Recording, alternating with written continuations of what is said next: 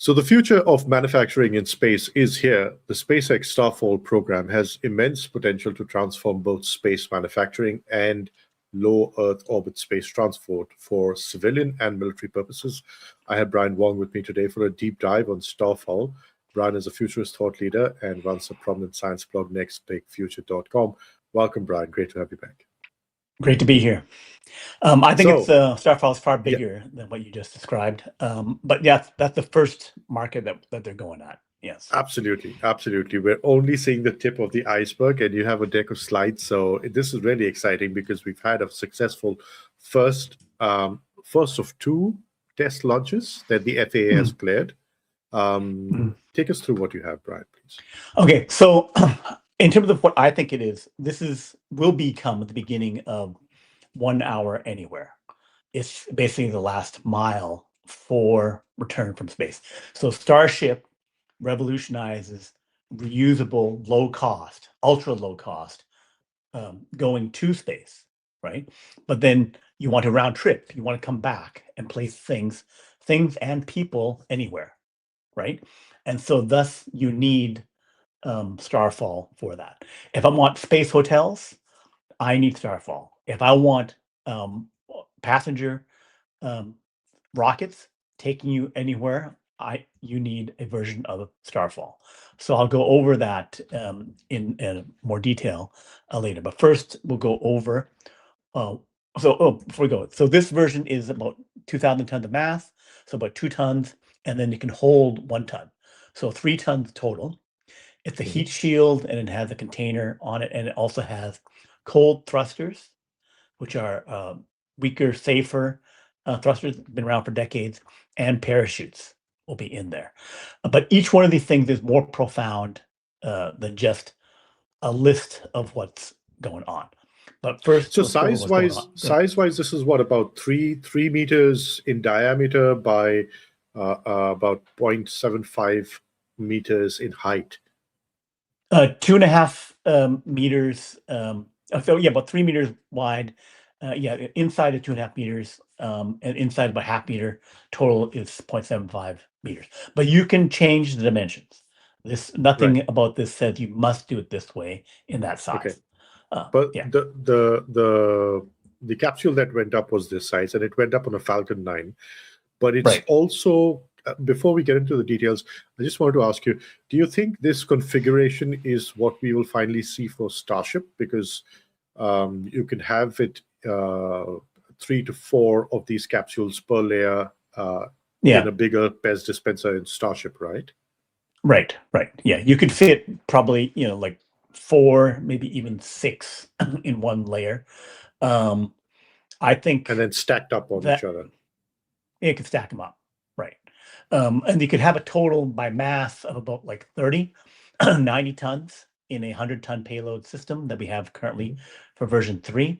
When we double that up to 200 tons, then you can have like 65 of these things if you're just like totally filling them up with this and some kind of dispensing system, right? Okay. I would think that while you have Falcon 9 and Starship going at the same time, there is a benefit to having a standardized system that is used most of the time at that smaller size. But clearly you could have like an 8-meter diameter, or a 7-meter diameter version that would be for Starship only, right? So you have a bigger version. You can have a bigger Starship only version. That would be, because the Starship payload bay diameter is about 9 meters, and you need a little room for whatever the structure is. The edge structure is around, edge structure depends on it and all that kind of stuff. So you can make a far larger version for Starship, and I could see them having, 3 to 6 different sizes depending upon the use case. Right. So it's very interesting that the launch, they didn't, when we were watching the launch, they didn't really show the deployment of the second stage and of this capsule, right? And that's pretty much like they do with sensitive payloads like defense satellites, etc., that Falcon 9 launches. So it kind of also tells us that this is dual use, right? Right, That yeah. it's extreme. They've been paid $200 million by the U.S. military to Yeah, have deliver military payloads anywhere within 1 hour, right? yeah, So this is the means, because before you're thinking, well, how do you land? Even if you have a Starship, how do you land this 1 hour anywhere thing? I need to have a catch tower, or I need to have a big drone ship in order to catch the receiving end.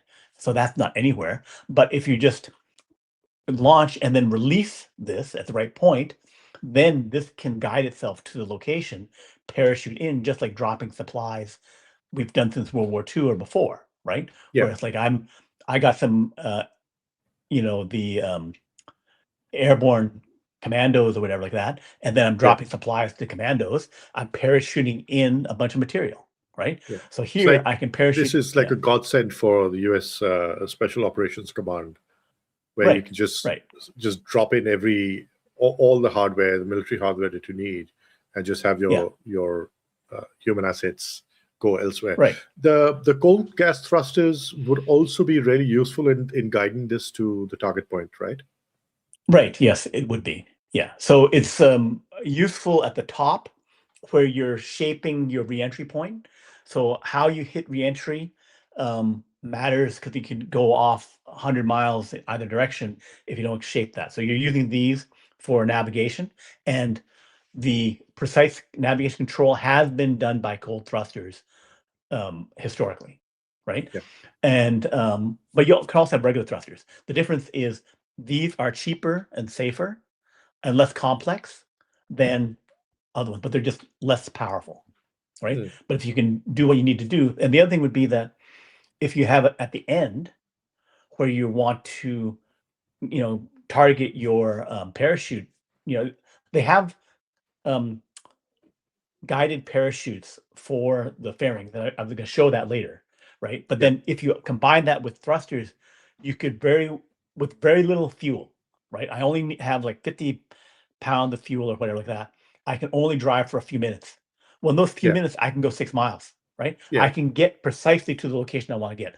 It's Yeah. called precision downrange movement, right? Yeah. So it's coming in downrange and it's moving in, and I'm changing the angle, how I'm gliding in, and then which direction I'm going, left and right, so then you can very easily guide yourself to the right point with very little fuel, right? Because all these things are, mass and efficiency dependent, well, the cost dependent, right? Okay, so I'm saying it's 1 hour anywhere last mile, and we've gone over some of that. The parachutes and the thrusters enable you to guide where you're going to go with not that much fuel. Okay. So this is the recovery of it. They had a ship, it landed in the ocean, right? And then that little covered thing is the 3 meter thing that they picked up. So they, like they had one of their drone ships or whatever, and they went and caught it, right? Picked up from the ocean. So it worked.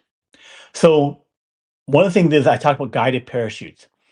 We recovered over 300 fairings. The fairings at the top of the Falcon 9.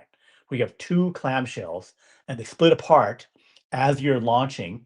You clear the atmosphere 60 miles up, these things pop off, and then they float down, and they use parachutes to dump them in the water, and then they recovered. So this has been done 300 times for specifically fairings of that. So the parachute system, the guided parachute system, is very proven. Okay.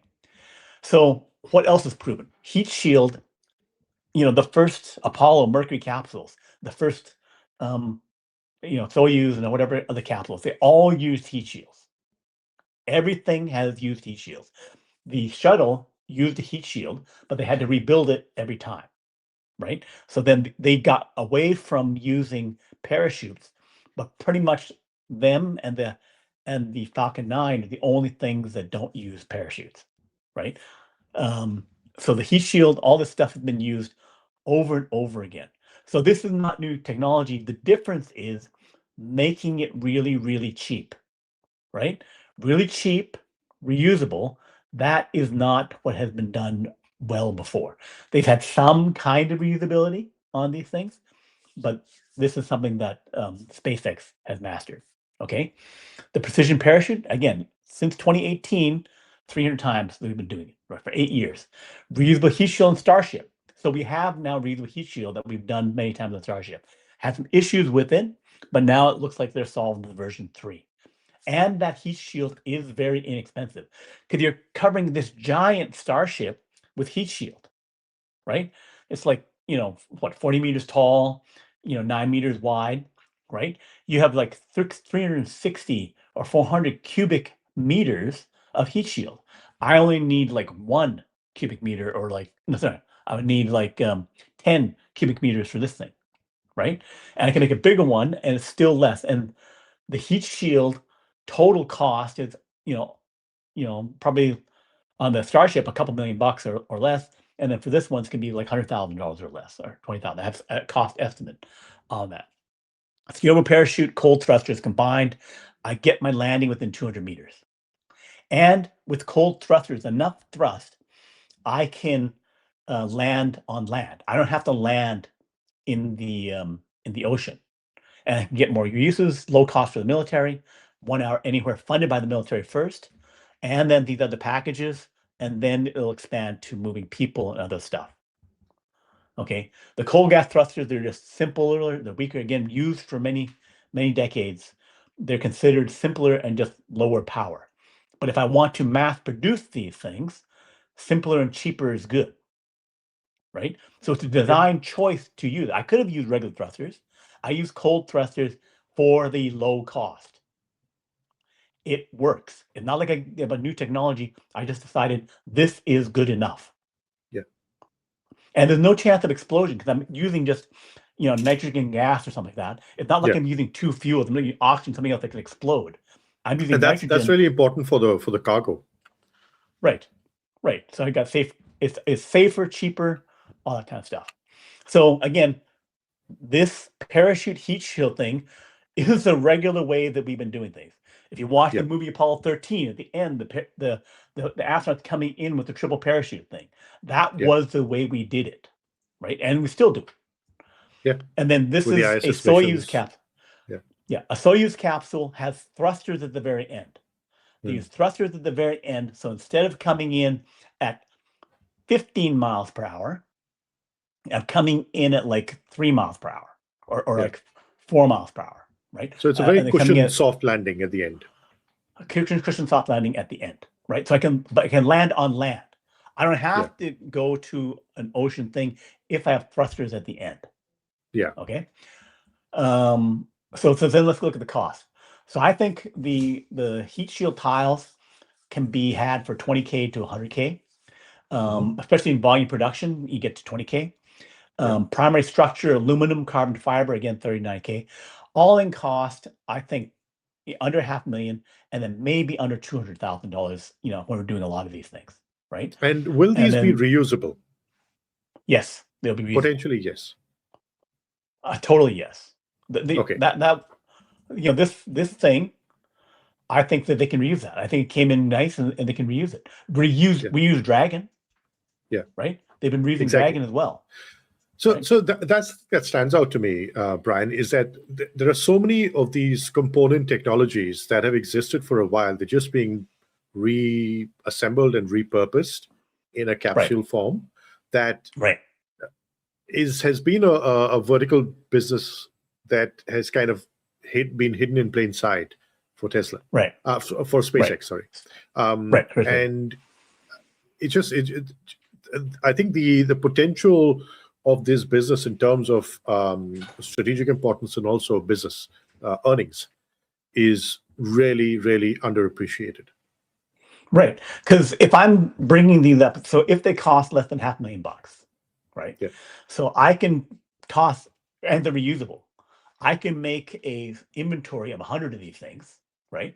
And I could use, 10 of them a week, right? And I could bring back 20 tons of material every week. So I launch a bunch of them, and then eventually, they come back next week. I could have a stream where I bring back 20 of them, or even 100 of them every week. So I can bring back 20 tons, 100 tons. I don't have to have a special use my Soyuz return version, or maybe my Dragon, or use my Starship, these things just come back by themselves, right? So that means I can have this steady stream of stuff operationally, bringing things back for ultra low cost, right? Again, driving the cost down and doing the mass production, right? So then what are we making up there? We're making like ultra pure optical fiber, right? Optical fiber is used for other things, but you can, in microgravity, you can make it, ultra low defects. They have already done that on the ISS, right? They've done that space station. They've sent up other systems. The question was, yes, it's worth, I don't know, $1 million a kilogram or $5,000 a kilogram, but if I can bring back 20 tons, per week, 100,000 tons per month, now that's $100 million a month business at $1,000 a kilogram, right? So actually $1,000 per kilogram, so $100 million. So you can get to serious business with this, and it can also bring back large volumes of better medicines. You can make medicines better up in orbit. So there's various things that we know we can make, and that's what they discuss first, because they will probably scale that up to multiple $billion of business next year, the year after, probably a year after. And it's important to note that the ISS is being retired around 2030, correct? It's been our lab in the sky. It's been a laboratory in the sky for all sorts of research, all sorts of manufacturing, right from 3D printing of human tissue for organs that can only be done in microgravity, to research on tardigrades, to 3D printing of metals and other, and even testing out how plants respond to space and how other living creatures, organisms respond to space. So much of what our lives are made up of today is a direct or indirect product of space research and space technology. So a lot of the concerns about the retiring of the ISS by 2030 is now practically dealt with as far as research and manufacturing is concerned, thanks to Starfall. And I think this, again, is a really underappreciated bit. Yeah. It's going to scale up how much science we do up in space, as well as all these manufacturing. The volume can go up 100,000 times to commercially relevant levels. And also strategically, Brian, the only competitor to the ISS is the Chinese Tiangong space station, right? So for America to then have long-term abilities to manufacture and research in space, this is critical. Right. Yes. It's we want to get the science activity and the manufacturing production, and if you make it up there, you want to bring it back. This is the cheap bring it back thing. Cheap going up, cheap coming back, and high volume coming back. Yeah, exactly. All right. Yeah. Let's go back to your slides. Yeah. So this is, again, making the case that this can be very, very low cost, which is, again, another SpaceX breakthrough, right? If you can make it really low cost, it changes everything, right? It changes everything for launch. It changes everything for return. Okay. And then, so again, this is the diameter of it, 3.1, but you can change the size, right? You can make it bigger. You can make it taller if you want to put people inside, right? But say, oh, you're going to put people inside. We put people inside capsules all the time. That's what the Dragon is. That's what the Starliner is. That's what the Apollo capsules were. All of them are heat shields with parachutes, right? Yeah.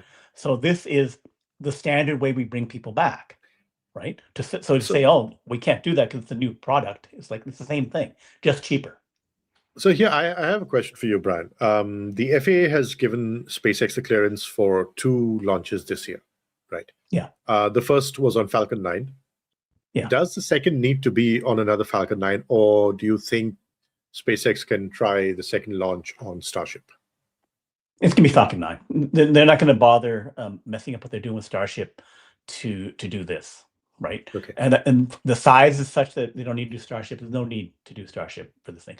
Although, if it totally impacted nothing, they could always toss it in as another payload and do it that way, I guess. But I think in terms of the critical path, it's doing it, using it to fulfill the Department of Defense, the $200 million contracts that they have to deliver payloads everywhere, and then to do that on a regular basis. Okay, so by extension, that's also great news for the Falcon 9 space vehicle, right? Because there's a lot of talk about what's the value of the Falcon 9 once Starship is in full cadence. Right. Well, the thing is, I'm thinking you're doing Starship for what only Starship can do, which is pretty much all launches for version 3 communication satellites, high-speed internet or direct-to-cell phone, and then all Starship launches for the AI satellites, right? Because AI satellites can't go up on the economically useful AI satellites cannot go up on the Falcon 9, right? You have to do it with Starship. So I'm sending up Starship stuff that is critical for the revenue use case there. I'm also going to be using Starship launches for the Artemis missions. Those are only Starship only. So then, this spillover stuff goes over to Falcon 9 for a few years before we have enough supply of Starship. So how long do you think the Falcon 9 will be a viable vehicle? I mean, that because there's so much of research, so much of money, so much of energy that's gone into developing this workhorse of SpaceX. It will be supplanted by Starship in terms of volume launch to space probably next year. So it will still be doing stuff. Like if I had 160 launches of Starship of Falcon 9 last year. I've done 70 launches this year, right? So it's still going strong, right? But when I do say 100 Starship launches next year, right? And the goal is probably to do 150 Starship launches next year. Then I'm launching 15,000 tons of Starship. Yeah. I'm launching 3,000 tons, 4,000 tons on Falcon 9. So it will be secondary in terms of economic importance and all that kind of stuff. But for missions like this, for the military, for competitors who they're launching for, like Amazon and AST Space Mobile, they will need Falcon 9. So as Starship grows from 100 launches, 500 launches, 2,000 launches per year, there will still be the need for Falcon 9 because these companies will not change, and the Department of Defense won't necessarily change all their satellite development and say, let me convert this into a Starship ready thing.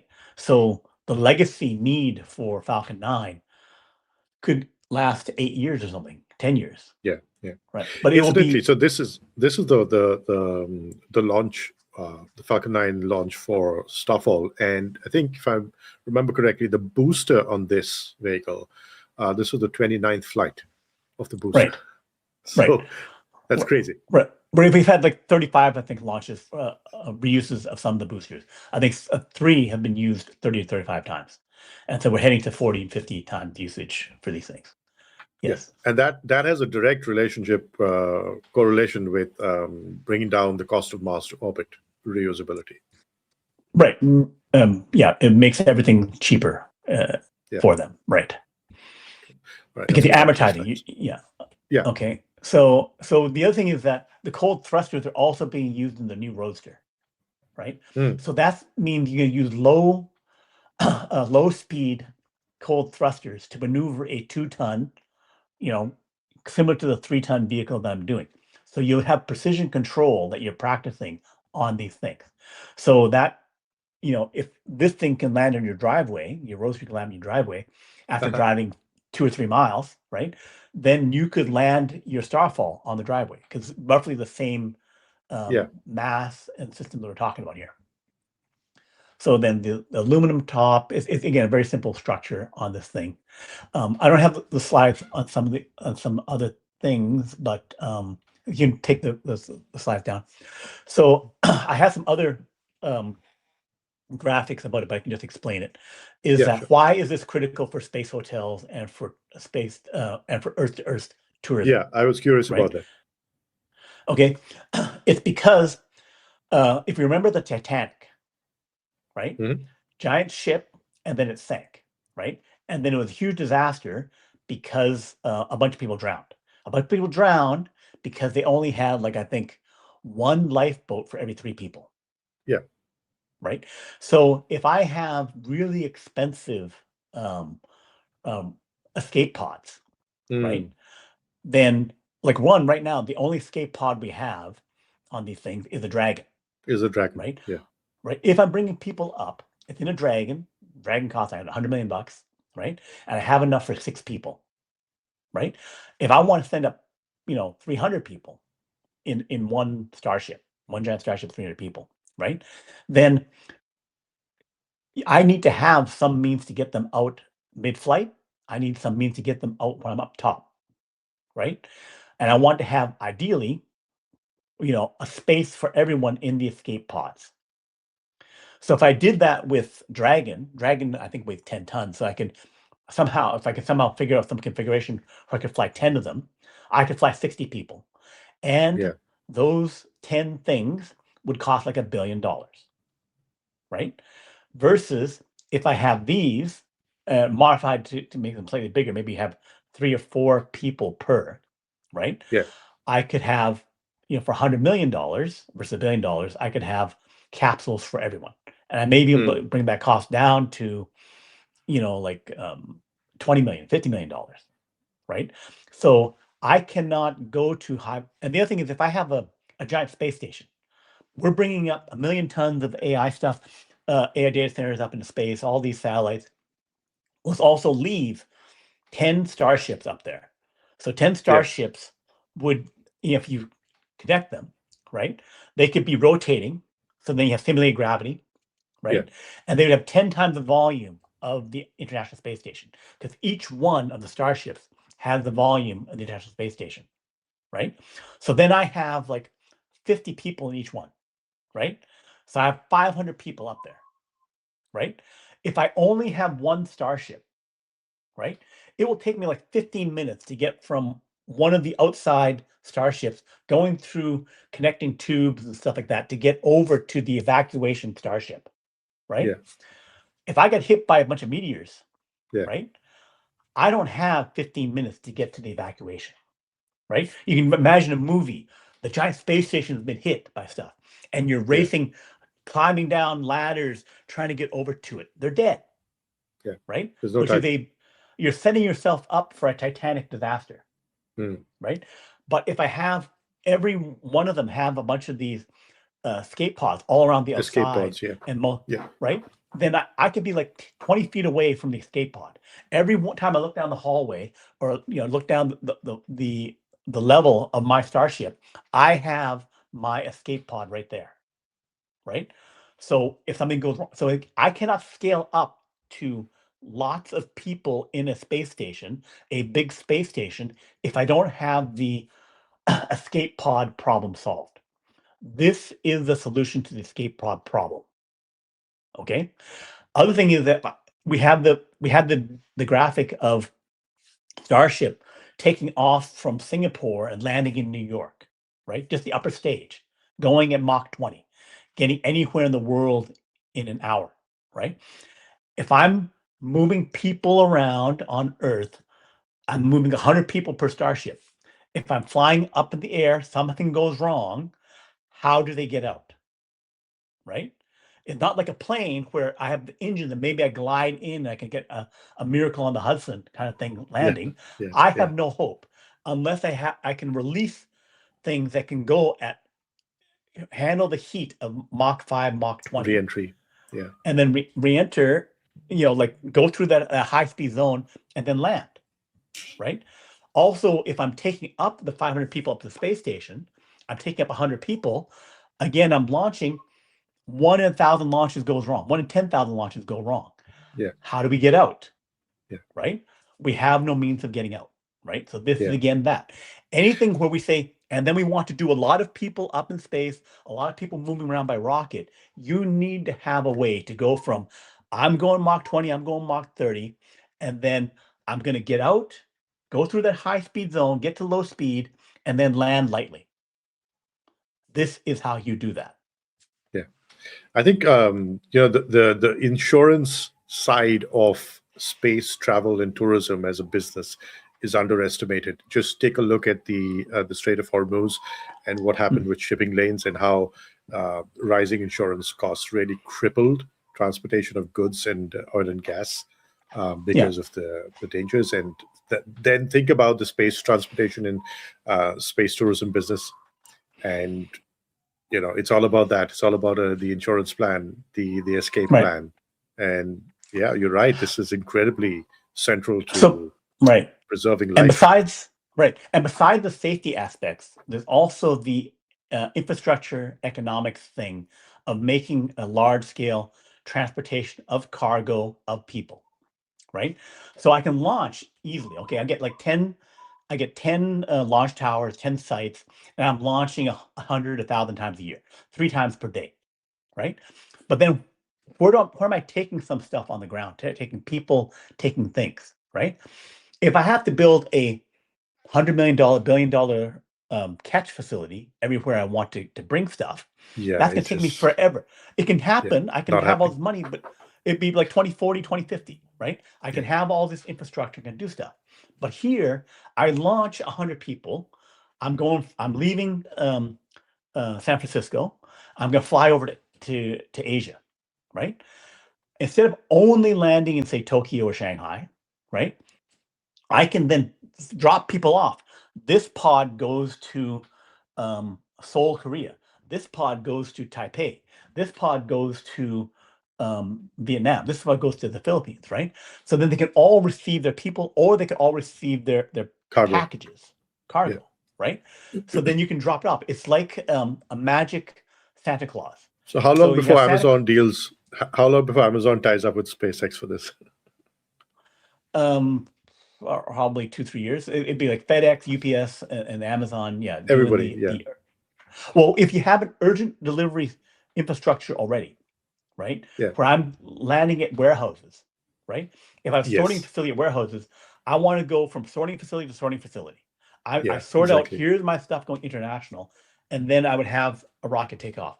So I'd say 3 to 5 years. Each of those warehouses becomes like a transportation hub for space transport, and then it's laterally distributed through the distribution network on surface. Right, and then you receive other ones, for your zone, right? So I'm distributing around Southeast Asia.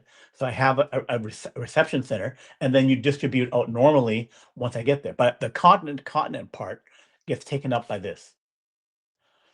So then I save the 12 hours and get it out. So I have to have, I'm tapping into the existing sorting and then unsorting and then delivery, right?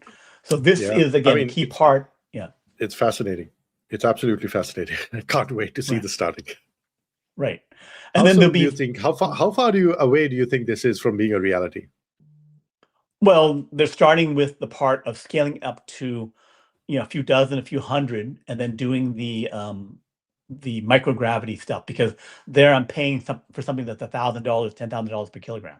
So I take the premium stuff first, scale up and do that. Also the military cargo, right? Do those things first, and then transition over to the other markets and scale it bigger and bigger. Probably the next markets after that might be, well, you do higher and higher volume of the microgravity things, and then it's like, what is the most urgent, relatively high volume thing on Earth, which might be, I don't know, transporting kidneys around, or you could just have the future of human organs for transplants printed in space, because of microgravity that allows for complex vascularity to be built into organs that are grown or 3D printed in space, because you can't do that on Earth because of gravity.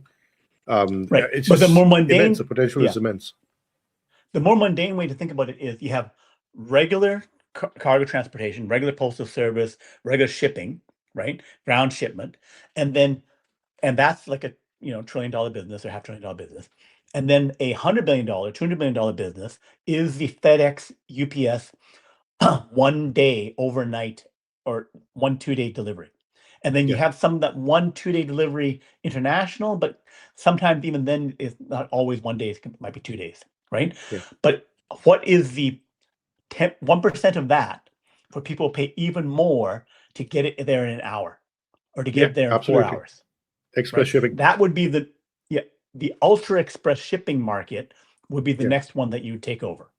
After the unique, only this method can do it, only this cargo, to I'm taking a chunk, a more valuable chunk of the urgent delivery market, creating an urgent delivery market where, do I have stuff that is more urgent than 1 day? Yeah. Whereas it's only 4 hours and then only 1 hour. Yeah. Oh boy. This is crazy. This is so exciting. I've been waiting to have this chat with you, Brian. Thank you so much. We'll leave it at that for now. But I think over time, this deserves a deeper dive into the verticals of the business models that are possible, with Starfall supporting all of that. And that would be really great to get into, because you have everything from, the military interest to civilian use in space manufacturing, transport, logistics, just everything, even space tourism, as you said, the escape plan. So great, as always, chatting with you, Brian. Thank you for all the deep dive info that you share with me and my audience. Thank you. Till next time. Bye-bye.